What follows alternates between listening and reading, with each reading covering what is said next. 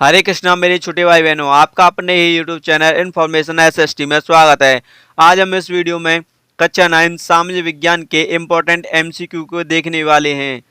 इस वीडियो में आपको कक्षा 9 सामान्य विज्ञान के महत्वपूर्ण एमसीक्यू मिलेंगे जो आपके लिए अति महत्वपूर्ण है। यह एमसीक्यू आपकी वार्षिक परीक्षा में भी आएंगे। इस वीडियो में आपको 40 प्लस इम्पोर्टेंट एमसीक्यू देखने को मिलेंगे, तो वीडियो में लास्ट तक बने रहना। अगर वीडियो अच्छी लगे तो प्लीज़ वीडियो को लाइक कर देना एंड चैनल को सब्सक्राइब कर देना, जिससे हमारी हर वीडियो आप तक मिलती रहे। तो शुरू करते हैं अपने महत्वपूर्ण एमसीक्यू को। हमारा पहला प्रश्न है, सन 1774 में बूब राजवंश का लुई 16वां किस देश की गद्दी पर आसीन हुआ? तो इसका सही आंसर होगा ऑप्शन 3 फ्रांस। सन 1774 में बूब राजवंश का लुई 16वां फ्रांस की गद्दी पर आसीन हुआ था। हमारा सेकंड प्रश्न है, जॉन लॉक ने राजा के देवी और निरंकुश अधिकारों के सिद्धांत का खंडन अपनी किस पुस्तक में किया है? तो इसका सही आंसर है option fourth, equality in liberty and justice में किया है। ठीक है। एंड हमारा अगला प्रश्न है, प्रश्न 3, फ्रांस की मुद्रा को किस नाम से जाना जाता था जिसे 1794 में समाप्त कर दिया गया था? तो फ्रांस की मुद्रा को किस नाम से जाना जाता था जिसे 1794 में समाप्त कर दिया गया है? तो इसका सही आंसर होगा ऑप्शन फोर्थ, लिब्रे। फ्रांस की मुद्रा को लिब्रे के नाम से जाना जाता था जिसे 1794 में समाप्त कर दिया गया है। हमारा अगला प्रश्न है, प्रश्न 4, यूरोप में निम्न में से कौन सा समूह वंश आधारित शासकों की अनियंत्रित सत्ता विरोधी था? तो इसका सही आंसर होगा ऑप्शन फर्स्ट वाला, ये है राष्ट्रवादी। ठीक है। हमारा अगला प्रश्न है, प्रश्न 5, रूस में निम्न में से किस प्रकार की मांग को लेनिन की अप्रैल थीसिस के नाम से जाना जाता है?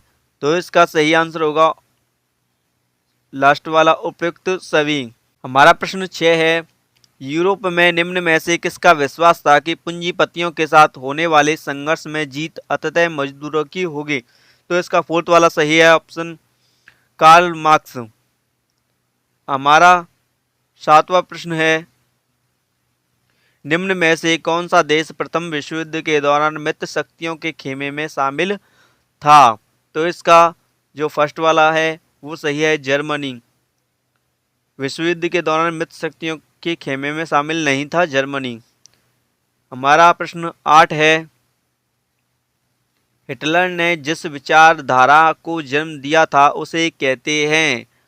तो इसका सही आंसर होगा ऑप्शन थर्ड, नाथसीवाद विचारधारा को जन्म दिया था हिटलर ने। हमारा प्रश्न 9 है, जावा में किस समुदाय के लोग कुशल लकड़हारे और घुमंतू किसान के रूप में जाने जाते थे? तो इसका सही आंसर है ऑप्शन सेकंड वाला, कलांग। जावा में कुशल लकड़हारे घुमंतू किसान कलांग के नाम से जाने जाते हैं। हमारा अगला प्रश्न है, प्रश्न 10, वन अधिनियम के चलते गांव वालों की निम्न में से कौन सी गतिविधियां गैर कानूनी मानी गई? तो इसका सही आंसर है ऑप्शन थर्ड, उपयुक्त सभी गतिविधियां गांव वाले की गैर कानूनी मानी गई थीं।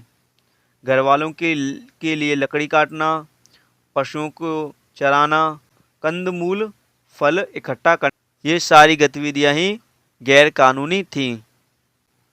हमारा अगला प्रश्न है, प्रश्न 11 है, भूटिया, शेरपा और किन्नौर समुदाय के लोग निम्न में से क्या थे? तो इसका सही आंसर होगा ऑप्शन थर्ड, चरवाहे। जो भूटिया, शेरपा और किन्नौरी समुदाय के लोग थे वो मुख्य रूप से चरवाहे थे। हमारा अगला प्रश्न है, प्रश्न 12, औपनिवेशिक सरकार ने अपराधी जनजाति अधिनियम कब पारित किया? तो इसका सही आंसर है फर्स्ट वाला, 1871 में औपनिवेशिक सरकार ने अपराधी जनजाति अधिनियम पारित किया था।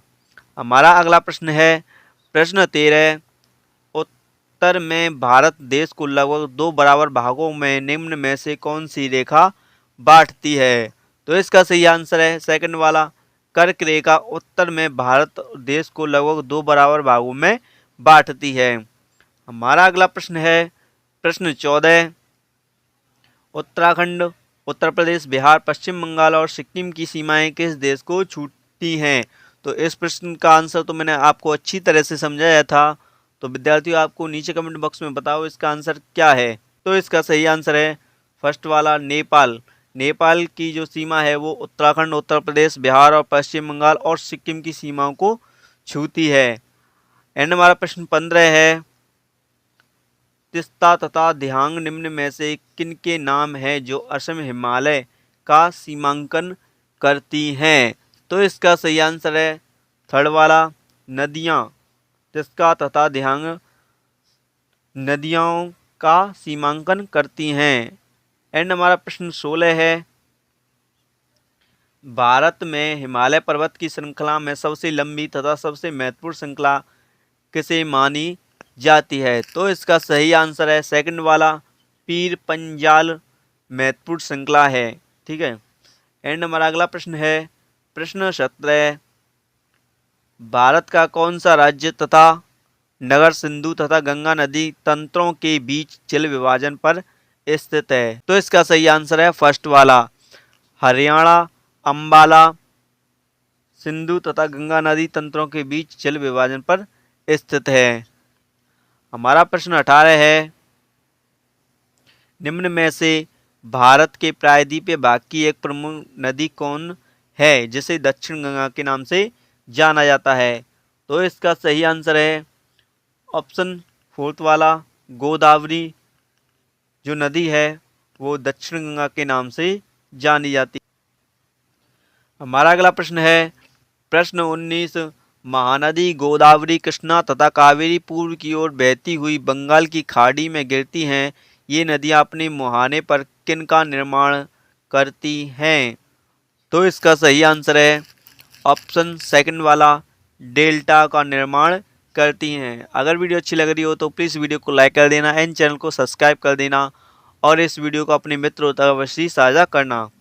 एंड हमारा अगला प्रश्न है प्रश्न 20 वन किस प्रकार का संसाधन है? वन किस प्रकार का संसाधन है? तो बताओ विद्यार्थियों वन किस प्रकार का संसाधन है? मानव निर्मित संसाधन है, अजैव संसाधन है, नवीकरणीय संसाधन है या इनमें से कोई नहीं?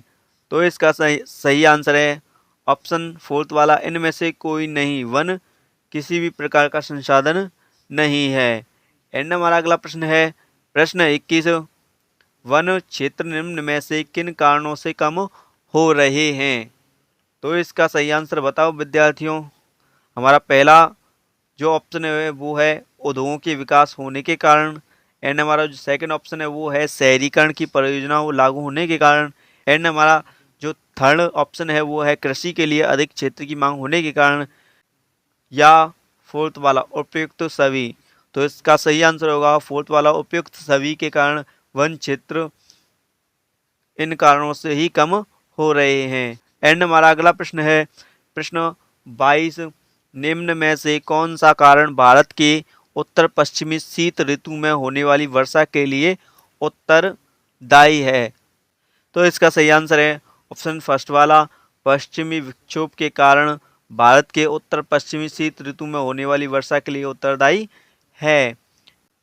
एंड हमारा अगला प्रश्न है प्रश्न 23 राष्ट्रीय जनसंख्या नीति 2000 का मुख्य उद्देश्य क्या है?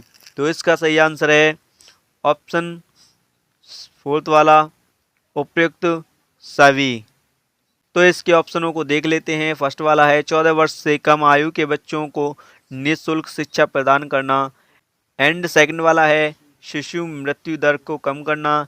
एंड थर्ड वाला है टीका रोधी बीमारी से बच्चों को छुटकारा दिलाना। तो इसका सही आंसर है उपयुक्त सभी ऑप्शन फोर्थ वाला। एंड हमारा अगला प्रश्न है प्रश्न 24 लोकतंत्र के लिए निम्न में से किसका होना जरूरी माना जाता है? तो इसका सही आंसर है सेकंड वाला स्वतंत्र एवं निष्पक्ष चुनाव लोकतंत्र के लिए सबसे ज़्यादा जरूरी माना जाता है। हमारा अगला प्रश्न है प्रश्न 25 चीन की संसद को किस नाम से जाना जाता है? चीन की संसद को किस नाम से जाना जाता है? तो इसका सही आंसर होगा फर्स्ट वाला, राष्ट्रीय जन संसद के नाम से चीन की संसद को जाना जाता है। एंड हमारा अगला प्रश्न है प्रश्न 26। दक्षिण अफ्रीका की गोरों की सरकार ने नेल्सन मंडेला पर किस प्रकार का मुकदमा चलाया था? तो इसका सही आंसर है फर्स्ट वाला, देशद्रोह का मुकदमा दक्षिण अफ्रीका की गोरों की सरकार ने नेल्सन मंडेला पर चलाया था। हमारा अगला प्रश्न है प्रश्न 27। 1950 से ही दक्षिण अफ्रीका में रंगभेद के खिलाफ निम्न में से किसने संघर्ष किया? तो इसका जो सही आंसर होगा ऑप्शन फोर्थ वाला, उपयुक्त सभी ने दक्षिण अफ्रीका में रंगभेद के लिए संघर्ष किया था। इनमें कौन कौन है? श्वेत वे हैं, रंगहीन चमड़ी वाले वे हैं और भारतीय मूल के लोग भी हैं। इन सभी पर ही जो अंग्रेज थे वो अत्याचार करते थे। एंड हमारा अगला प्रश्न है प्रश्न 28। भारत में चुनाव कराने की जिम्मेदारी किस संस्था पर होती है? तो भारत में चुनाव कराने की जिम्मेदारी किस संस्था पर होती है? तो इसका सही आंसर होगा ऑप्शन थर्ड वाला, निर्वाचन आयोग पर भारत में चुनाव करने की जिम्मेदारी होती है। एंड हमारा अगला प्रश्न है प्रश्न 29। निम्न में से कौन भारत देश का राष्ट्र अध्यक्ष होता है और औपचारिक रूप से सबसे बड़ा अधिकारी भी माना जाता है? तो इसके ऑप्शनों को देख लेते हैं। पहला है राष्ट्रपति, एंड सेकंड वाला है मुख्य न्यायाधीश, एंड थर्ड वाला है प्रधानमंत्री, एंड फोर्थ वाला है विदेश मंत्री। तो इनमें से कौन सा सही आंसर है? तो इसका सही आंसर है ऑप्शन फर्स्ट वाला, राष्ट्रपति। राष्ट्रपति है वो भारत देश का राष्ट्र अध्यक्ष होता है और औपचारिक रूप से सबसे बड़ा अधिकारी भी माना जाता है। ठीक है। एंड नंबर अगला प्रश्न है प्रश्न 30। भारत में निर्वाचित प्रतिनिधियों की राष्ट्रीय सभा को क्या कहा जाता है? तो इसका सही आंसर है ऑप्शन सेकंड वाला, संसद। भारत में निर्वाचित प्रतिनिधियों की राष्ट्रीय सभा को संसद कहा जाता है। हमारा अगला प्रश्न है प्रश्न 31।